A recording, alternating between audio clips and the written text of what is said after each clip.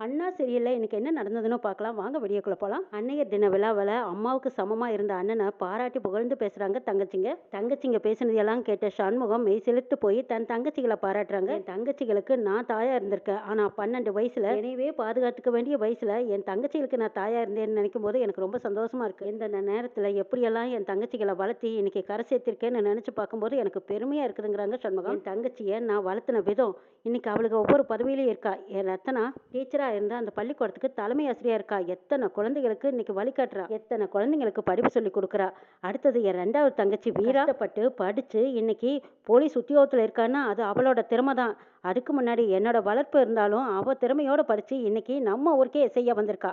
அவளை பார்க்கும்போது எனக்கே சல்யூட் அடிக்கணும் போல தோணும். என்னதான் நான் வளர்த்தினாலும் அப்பவும் அவங்க திறமையைத்தானே வெளிக்கொண்டு வந்திருக்காங்க. திறமையெல்லாம் பார்க்கும்போது நான் வளர்த்தின தங்கச்சியான்னு எனக்கே ஆச்சரியமா இருக்கும். கனி இது நான் வரைக்கும் அவள் பாட தெரியுங்கிறதே எனக்கு தெரியாது. ஆனா அவ எவ்வளவு அருமையா பாடுறாத்தையும் கண்டிப்போட ஒரே மாதிரி தான் வளர்த்தினேன். ஆனா ஒவ்வொருத்தருக்குள்ளேயும் திறமை இருந்து இன்னைக்கு அந்த திறமையை வெளிக்கொண்டு வந்து பார்க்கும்போது எனக்கு அவ்வளவு ஒரு பூரிப்பும் சந்தோஷமா இருக்கு. தங்கச்சிகளுக்கு நான் தாயா இருந்திருக்கேன், ஆனா எனக்கும் ஒருத்தி தாயா இருக்கா. தாய்க்கு தாயா தாரமா வந்து அமைஞ்சவ தான் என் பரணி. ஊருக்கு சேவை செஞ்சாலும் என் குடும்பத்துக்கு நல்ல அண்ணியா இருந்தாலும் அப்பவும் எனக்கு தாயா இருந்து நல்லது கெட்டது எந்த இடத்துல எல்லாம் நான் கோவப்படணும் அந்த இடத்துல எல்லாம் என்னை சமாதானம் பண்ணி ஒரு மனுஷனா நிறுத்தி இன்னைக்கு கொண்டு வந்து நிறுத்தினா இன்னைக்கு பிரசிடென்ட் பதவியில இருக்கேன்னா அதுக்கு காரணமும் பரணி தான். குடும்பத்துல இன்னைக்கு அமைதி நிம்மதி சந்தோஷம் இதெல்லாம் இருக்குன்னா அதுக்கு காரணமும் பரணி தான். பரணி என் தங்கச்சிகளுக்கு நல்ல அண்ணியா மட்டும் இல்ல எனக்கும் தாயா இருந்திருக்கா. என் அம்மா ஆகும்போது என்னத்தான் என் பரணி கிட்ட ஒப்படைச்சிட்டு போச்சுன்னு சொல்ல போனா எங்க அம்மாவோட மறுபிறவியத்தான் நான் பரணியை பாக்குறேன்னு பரணியை பெருமையா பாராட்டுறாங்க. பாராட்டி பேசினதும் பரணி கண்ணுல இருந்து கண்ணீரா வலிது. டே என்னடா இப்படி எல்லாம் சொல்ற அப்படின்னு கேட்கவும் உண்மைத்தான் பரணி சொல்றேன், நீ எனக்கு தாய் தான், அதுல எந்த மாற்றமும் இல்லைன்னு சண்முகம் பரணியை பாராட்டி பேசிட்டு இருக்கிறது எல்லாம் பார்த்த சவுந்தரபாண்டி பொறுக்க மாட்டாத. போது நிறுத்து, எல்லாத்தையும் பாராட்டினேன், கடைசியில என் பிள்ளையும் சேர்த்து பாராட்டினேன், ஆனா உனக்கு 3வது ஒரு தங்கச்சி இருக்கா, அவளை பத்தி நீங்க ஏதாவது பேசுனியா? அவ பேரு தான் எசக்கி, அவளை பத்தி இவன் ஒரு வார்த்தை கூட பேசலையே. இவன் அன்னையர் தினம் கொண்டாடுறானா இல்ல அண்ணா தினம் கொண்டாடுறானான்னு தெரியல. தங்கச்சி எல்லாம் அண்ணனை பாராட்டுறதும் அண்ணன் தங்கச்சியை பாராட்டுறதும் என் பொண்ணு பரணி சண்முகத்தை பாராட்டுறதும் சண்முகம் என் பிள்ளைய தாயா பாக்குறானா. அடே அப்பா, 3வது ஒரு தங்கச்சி இருக்கா, அவனை பத்தி ஒரு வார்த்தை கூட இவன் பேசலையே. நான் சில விஷயங்கள் இவனை பத்தி நான் சொல்லியே ஆகணும், மக்களே எல்லாரும் கேளுங்கங்கிறாங்க சவுந்தரபாண்டி காய்ச்சி மூச்சுன்னு கத்துனதும் அங்க முத்துப்பாண்டி வந்து ஏப்பா இப்படி எல்லாம் ரகலை பண்ணிட்டு இருக்க, கொஞ்சம் பேசாம அமைதியா இருக்க மாட்டியா, வா இந்த பக்கம் அப்படின்னு கூப்பிடுறாங்க. ஏய் சும்மா இருடா வளர்ந்து கட்டுவனே, இந்த எசிக்கு நம்ம வீட்டுல இருக்கிறதுனால தானே இவன் ஒதுக்கிட்டு பேசினா, இவன் எப்படி இவ்வளவு ஒதுக்கலாம், நான் பேசணும் அப்படிங்கிறாங்க சவுந்தரபாண்டி. நீ ஒன்னும் பேசி கிழக்கு வேண்டாம், பேசாம வாப்பாங்கிறாங்க. இந்த பக்கம் சண்முகத்துக்கு கோவம் வருது. லே பரணி எல்லாம் நீ பண்ண ஏற்பாடு தானே, இந்த ஆள் என்ன சொல்ல வர்றான்னு பாருங்கிறாங்க. டே அவர் என்னமோ சொல்லிட்டு போறாரு, அவர் ஏதாவது சொன்னாருன்னா அதுக்கு நம்ம பதில் சொல்லிக்கலாம், நீ ஏன்டா கவலைப்படுற கோவப்படுற, அமைதியா இருங்கிறாங்க.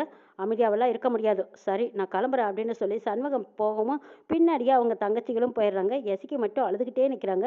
சவுந்தரபாண்டி மைக்கு பிடிச்சு பேச ஆரம்பிக்கும் போது அங்கேருந்து எல்லாருமே கிளம்பி போகும்போது மைக்கும் சாஞ்சிருது, மைக்கில் இருந்து சவுண்டும் வரல. அங்கே கோந்தனவங்க அத்தனை பேருமே சாப்பாடு போடுறாங்க, சாப்பாட்டுக்கு நேராச்சு, வாங்க வாங்க பேச வேண்டிய நம்ம பிரசிடென்ட் ஐயா பேசிட்டாங்க, இதுக்கப்புறம் யார் பேசினா நாம ஏன் கேட்கணும், வாங்க போகலான்னு எல்லாரும் அங்கேருந்து கிளம்புறாங்க. இதை பார்த்த சவுந்தரபாண்டி ஐயா உட்காருங்க உட்காருங்க, நான் பேசுறது 4 வார்த்தை கேளுங்கங்கிறாங்க. யாரும் கேட்பாருல்ல. எப்போ போதுமா உனக்கு இந்த அசிங்கம், ஏப்பா இப்படி மானத்தை கெடுக்கிற, வாப்பா போலாம் அப்படின்னு முத்துப்பாண்டி சொல்லவும், டே எசிக்கி அழுதுகிட்டு நிற்கிறா. அந்த வெறும்பைய சண்முகம் இவளை அம்போன்னு விட்டுட்டு போறான், நீ இதை பார்த்துக்கிட்டு சும்மாவா இருக்கேங்கிறாங்க. அவன் பேசினாலும் பேசினாலும் அவனோட தங்கச்சி தான், அவன் ஒன்றும் வருத்தப்பட்டுக்க மாட்டான், நீ உன் வேலையை பாரு அப்படின்னு சொல்லிட்டு எஸ்கியை கூட்டிட்டு போறாங்க முத்துப்பாண்டி. ஏய் சனியா, இப்பவும் ஜெயிச்சது நாம தாண்டா, அமைதியா போய்கிட்டு இருந்த நல்ல ஃபங்க்ஷனை எப்படி கெடுத்து விட்டோம் பாருங்கிறாங்க. ஆமாங்க ஐயா, இது உங்களால சாமர்த்தியமா பண்ண முடியுமே, எனக்கு தெரியுங்க ஐயாங்கிறாங்க. சனியா பேச பேச எல்லாரும் போயிட்டானுங்க, அதான் கொஞ்சம் மனசுக்கு கஷ்டமா இருக்குதுங்கிறாங்க சவுந்தரபாண்டி. ஐயா போனா போயிட்டு போறாங்க, எப்படியோ சண்முக பையன் கோவத்தோட இங்கிருந்து போனான்ல அதுவே சந்தோஷம் ஐயாங்கிறாங்க சனியன். அட ஆமாண்டா அதை சொன்னீங்க, அதுதான் கரெக்டுங்கிறாங்க. சண்முகமும் பரணியும் வண்டியில வரும்போது இதை பாருல பரணி, என் தங்கச்சியை கூட்டிகிட்டு வந்து அவள் முக்காடு போட்டு அழுதுகிட்டு இருந்ததை நானும் தான் பார்த்தேன். இதை பாருல பரணி, என் தங்கச்சிகளுக்கு நீ அண்ணியா இருக்கலைனாலும் பரவாயில்ல, எனக்கு நல்ல பொண்டாட்டியா இருந்தா அதுவே போதுங்கிறாங்க. என்னடா பேசுற, எசக்கையும் உன் தங்கச்சி தானே, பாவம் வாயா வயிறா இருக்கா, அவளை பத்தி 2 வார்த்தை பேசுவான்னு அவ்வளோ ஆர்வமா தானே வந்திருப்பாங்கிறாங்க. அதெல்லாம் ஒன்றும் வேண்டாம், என்ன எப்போ உதறிட்டு போனாலோ அப்பவே நான் அவளை விட்டுட்டேன், அவளை பத்தி இனிமே என்கிட்ட பேச்சு எடுக்காதீங்கிறாங்க. இதை கேட்ட பரணி, பாக்குறடா உன் தங்கச்சி மேல எவ்வளவு நாளைக்கு தான் நீ கோவமா இருந்துட போறேன்னு, கூடிய சீக்கிரம் என் தங்கச்சி எஸ்கேன்னு நீயும் ஓடி போய் பார்க்கத்தான் போற, அவளும் வரத்தான் போறா, 2 பேர்த்தோட கோவத்தையும் ஓரமா தூக்கி கட்டி போடுங்கிறாங்க. இதை கேட்ட சண்முகம், அது எந்த நாளும் நடக்காது, நான் வெறுத்ததுதாங்கிறாங்க. எஸ்கி அழுதுகிட்டே இருக்காங்க. முத்துப்பாண்டி வந்து சமாதானம் பண்றாங்க. இதை பாருல எஸ்கி, நீ வாய வயிறா இருக்க, என் குழந்தைக்காகவாவது நீ அழாம இருக்க போறியா என்ன அப்படின்னு அதட்டும் போது, இல்லைங்க எங்க அண்ணனை பார்த்தீங்களா, அவங்க 3 பேர்த்தி மட்டும் அண்ணன் பாராட்டி பேசிச்சு. ஆனா என்னை பத்தி ஒரு வார்த்தை கூட நினைக்கலையே. அதான் எனக்கு நினைச்சா மனசுக்கு கவலையா இருக்கு. அண்ணன் தாய்ன்னு சொல்லும்போது என்னத்தான் சொல்லுதோன்னு நான் நினைச்சேன். ஆனா என்ன மறந்துருக்காதுன்னு எனக்கு கண்டிப்பா தெரியும். ஒன்னுனாலும் துடிக்கிற அண்ணன் இன்னைக்கு என்ன நினைக்காம போகுதேன்னு வருத்தமா இருக்குதுங்கிறாங்க. இதுக்கு தான் நான் அங்க போக வேண்டாம்னு சொன்னேன். கேட்டியா? அன்னையர் தினத்துக்கு எல்லாரும் போறாங்க, நானும் போய் பார்க்கணும்னு ஆசைப்பட்டேன். இப்போ போயிட்டு வந்து அண்ணன் உன்னை பத்தி பேசலேன்னு அழுதுட்டு இருக்க. இதெல்லாம் தேவையா? நீ அழுதினா குழந்தைக்கு ஆகாது. உனக்கு சொன்னா புரியுதா இல்லையான்னு கேக்குறாங்க முத்துப்பாண்டி. பாக்கிய ஓடி வந்து எஸ்கியோட கண்ணீரை தொடச்சு, இங்க பாருல எஸ்கி, நீ அழாதம்மா, உனக்கு என்ன வேணுமோ அம்மா நான் இருக்கேன். அண்ணனுக்கு உன் மேல பாசம் இல்லாம இருக்குமா? எல்லா பாசமும் மனசுல நிறைஞ்சிருக்கு. அவங்கள விட உன் மேல தாண்டி அதிக பாசமா இருப்பான். பத்தி பேசாம அவன் போறது மனசு நிறைய பாசத்தை வச்சுக்கிட்டு வெளிக்காட்டாம போறான். அது தெரியுது உனக்கு. குழந்தை பிறந்தா எல்லாம் சரியா போயிடும். அந்த கோவத்தை எல்லாம் தூக்கி போட்டுட்டு தாய் மாமான்னு ஓடி வந்து நிப்பாண்டி. நீ நல்லபடியா குழந்தைய பெத்தெடுக்கணும்ல சாமி, நீ அழுகாத அப்படின்னு பாக்கியம் சமாதானம் சொல்லவும் எஸ்கி சமாதானமாகறாங்க. மாலதின்னு ஒரு டீச்சர் சண்முகம் வீட்டுக்கு ரத்னாவை பாக்குறதுக்கு வந்திருக்காங்க. கனி வந்ததும் நீங்க யாரு என்ன விவரம்னு கேக்குறாங்க. ஸ்கூலுக்கு புதுசா டீச்சரா அப்பாயின்மெண்ட் வாங்கி வந்திருக்கேங்கிறாங்க. ஓ அப்படியா, அக்கா வீட்டுல தான் இருக்காங்க, வாங்க பார்க்கலான்னு கூட்டிட்டு போறாங்க. கனி அங்க போனதும் ரத்னா யார் நீங்கன்னு கேட்கவும், டீச்சர் நான் புதுசா ஜாயின் பண்ணியிருக்கேன், என் பேர் மாலதிங்கிறாங்க. வைகுண்டம் வந்து மாலதியை பாக்குறாங்க. அவங்க போட்டிருக்கிற பிளவுஸ் புடவை இதெல்லாம் கட்டிக்கிறத பார்த்துட்டு, ஏமா ஊருக்குள்ள புதுசா சினிமாக்கு இது நடிக்க வந்திருக்கீங்களான்னு கேக்குறாங்க. அப்ப ரத்னா பதில் சொல்றாங்க, அப்பா இவங்க நம்ம ஸ்கூலுக்கு டீச்சரா ஒர்க் பண்ண வராங்கங்கிறாங்க. எது டீச்சரா? டீச்சர்ன்னு நடிகையாட்ட வந்திருக்காங்கன்னு பாக்குறாங்க வைகுண்டம். நான் புதுசா வந்த டீச்சர், நாளையிலேருந்து ஜாயின் பண்ண போறேன். நேர்ல உங்களை பார்த்து இந்த ஃப்ரூட்ஸ் எல்லாம் கொடுத்துட்டு நான் அறிமுகம் ஆயிக்கலான்னு வந்தேங்கிறாங்க மாலதி. பரவாயில்ல, நீங்க வேலையில ஜாயின் பண்ணுங்க. ஆனா நான் பிரின்சிபலா இருக்கிறதுனால இந்த மாதிரி ஃப்ரூட்ஸ் எல்லாம் வாங்கி பழக்கம் எல்லாம் வாங்கக்கூடாதுங்க. மேடம் உங்களை பாக்குறதுக்கு இன்னைக்கு தான் முத வர்றேன், அதான் வெறுங்கையோட வரக்கூடாதுன்னு ஃப்ரூட்ஸ் எல்லாம் வாங்கிட்டு வந்தேங்கிறாங்க. பரவாயில்லைங்க, நீங்க எதுவுமே வாங்கிடாம ஸ்கூல்லயே என்கிட்ட நீங்க இன்ட்ரோ ஆயிருக்கலாம், வீட்டுக்கே வந்திருக்க வேண்டியது இல்லைங்கிறாங்க ரத்னா. பரணி அந்த டீச்சரை பார்த்துட்டு ரத்னாவை தனியா கூட்டிட்டு போய் பேசுறாங்க. இவங்க நிஜமாலுமே டீச்சரான்னு கேக்குறாங்க. ஆமாண்டி, சென்னையில இருந்து வராங்க, மாடர்னா தான் இருப்பாங்கன்னு சொல்றாங்க ரத்னா. டீச்சர்னா கொஞ்சம் ஒழுக்க வேண்டாமா? இப்படியா ஸ்லீவஸ் எல்லாம் போட்டுட்டு வருவாங்க? எப்படித்தான் ஸ்கூல் குழந்தைங்க முன்னாடி இப்படி போய் நிக்கிறதுங்கிறாங்க. இதெல்லாம் நான் சொல்ல முடியாதுல்ல பரணிங்கிறாங்க ரத்னா. சரிடி, நாம பார்த்ததுனால பிரச்சனை இல்லை, ஆனா சண்முகம் பார்த்தா ஏதாவது சொல்லிடுவான், அவன் டென்ஷன் ஆயிடுவான், சீக்கிரம் அனுப்பி வைக்கலாவான்னு சொல்லி பரணியும் ரத்னாவும் அந்த பொண்ணுகிட்ட பேசுறாங்க. நான் வந்து மாலதி டீச்சர் கிட்ட சொல்றாங்க, டீச்சர் நீங்க நாளைக்கு காலையில ஸ்கூல்ல ஜாயின் பண்ணிக்கோங்க, ஸ்கூல்ல பேச வேண்டிய விஷயத்தையெல்லாம் நாளைக்கு ஸ்கூல்லயே பேசுறீங்க, வீட்டுக்கெல்லாம் இனிமே வந்து பேசக்கூடாது. சரி, வெயில்ல வந்திருக்கீங்க, மோர் குடிக்கிறீங்களான்னு கேக்குறாங்க. மாலதியும் சரிங்கிறாங்க. பேசிக்கிட்டு இருக்கும்போதே கரெக்டா சண்முகமும் வந்துடுறாங்க. அடே அப்பா, என்ன செண்டு வாசனையெல்லாம் தூக்கலா இருக்கு, யார் இதுன்னு கேக்குறாங்க. நான் டீச்சரா ஒர்க் பண்ண வந்திருக்கேங்கிறாங்க மாலதி. சோசியல் டீச்சர் அப்பாயின்மெண்ட் பண்ணிருக்கோங்கிறாங்க ரத்னா.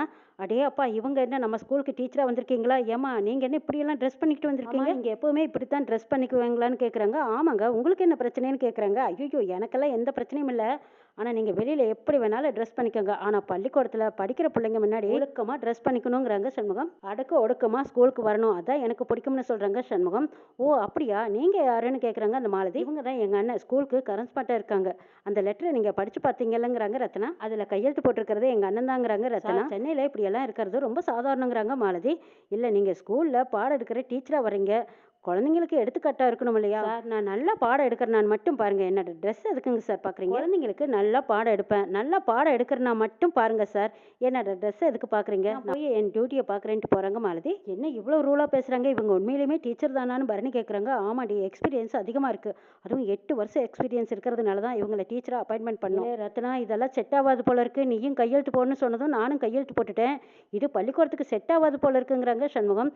டே, அதெல்லாம் ஸ்கூல்ல வச்சு ரத்னா பார்த்து பேசிக்குவாடா, நீ டென்ஷன் ஆகாத, நீ இதை பற்றியெல்லாம் பேசாத, தலையிடாதீங்கிறாங்க பரணி. அடுத்த நாள் காலையில மாலதி டீச்சர் ஸ்கூல்ல ஜாயின் பண்றாங்க. வந்ததுமே அறிவழகன் சார் தான் கேட்குறாங்க. அறிவழகன் குழந்தைங்க பிள்ளைங்க பூ கேட்டாங்கிறதுக்காக பூ பொறிச்சிட்டு இருக்காங்க. அந்த இடத்துல மாலதி டீச்சர் போய் நிற்கிறாங்க.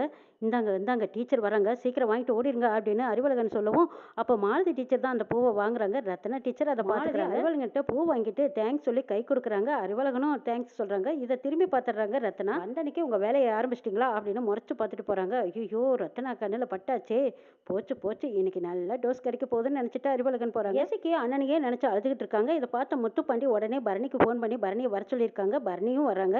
எஸ்கி ஏண்டி இப்படி அழுகுறீன்னு கேட்குறாங்க. காலையில இருந்து ஒரு பொட்டு தண்ணி குடிக்கல பரணி, வயிற்று பள்ளக்காரி இப்படி இருந்தா என்னத்துக்காக உடம்புங்கிறாங்க முத்துப்பாண்டி. பாண்டியம்மா எட்டி பாக்குறாங்க. எல்லாருமே சேர்ந்து என்னமோ பேசுறாளுங்க, காது விழ மாட்டேங்குது. பார்த்து நம்ம தம்பி அக்கானானு எட்டி பார்த்துட்டு இருக்காங்க. ஏய் எசக்கி, உனக்கு மட்டும் நீ தண்டனை கொடுத்துக்கல. உன் வயித்துல இருக்கிற குழந்தை என்னடி தப்பு பண்ணுச்சு? அதுக்கு சேர்ந்து நீ தண்டனை கொடுக்குற. அதுக்கு பசிக்குமல்ல, ஏதாவது சாப்பிட வேண்டியதான்னு பரணி திட்டுறாங்க. பரணி இன்ஜெக்ஷன் போட்டு குளுக்கோஸ் போட்டு விடுறாங்க. இதை பாரு எஸ்கே, இப்படியே அழுதுட்டு இருக்காத, உடம்புக்கு ஆகாதுங்கிறாங்க. இப்போ கூட எங்க அண்ணன் வரலையா அப்படின்னு கேட்கவும், இங்க பாருடி, அவன் தான் ஒட்டும் வேண்டாம் உறவு வேண்டாம்னு சொல்லிட்டான்ல, அவனையே ஏன் நினைச்சிட்டு இருக்க? அழுகாம ஒழுங்கா சாப்பிட்டு உடம்பு தேத்துற வழியை பாரு. அம்மா இப்படி வா அப்படின்னு தனியா கூட்டிட்டு போறாங்க. அம்மா, இப்படியே விட்டா இவ உடல்நிலை ரொம்ப மோசமா போயிடும். நம்ம கூடிய சீக்கிரம் சண்முகத்தையும் இவளையும் பேச வைக்கணுங்கிறாங்க. அதுதான் அவன் பிடிவாதக்காரன்னு தெரியுமே, அவன் எப்படி பேசுவாங்கிறாங்க முத்துப்பாண்டி. 5வது மாசம் 7வது மாசம் நல்லா பார்க்க வேண்டாம், நீ உடனடியா வளகாப்புக்கு ஏற்பாடு பண்ணுன்னு சொல்றாங்க. இதை கேட்ட பாக்கியம் அதிர்ச்சி அடைறாங்க. இப்பவே வளகாப்பு பண்றதா, இது சரியா இருக்காதுங்கிறாங்க பாக்கியம். இந்த பக்கமா பாண்டியம்மா ஒட்டி கேட்டுக்கிட்டே இருக்காங்க. ஓ, வளகாப்பு போட்டு அண்ணனும் தங்கச்சியும் ஒண்ணு சேர்த்து போறீங்களாடி? அதுக்கு நான் விட்டா தானே இந்த நசுக்கி இங்கேயே கிடக்கணும். இப்படியே அண்ணக்காரன் பேசலையேன்னு அழுது புலம்பிக்கிட்டு இருக்கும். அழுது அழுது இவ படுத்த படுக்கையாவே கிடக்கணும். இவ அண்ணக்கார வந்து ஓன்னு ஒப்பாரி வச்சு அழுகணும். அதை நம்ம பார்க்கணும். ஐயோ, இந்த நேரம் பார்த்து சௌந்தரத்தை காணுமேன்னு எதிர்பார்த்துட்டு இருக்காங்க பாண்டியம்மா. மனசு மாதிரி எசக்கிக்கு வளகாப்பு போட்டு சந்தோஷமா அவங்க வீட்டுக்கு கூட்டி போவாங்களேன்னு அடுத்த எபிசோட்ல பார்க்கலாம்.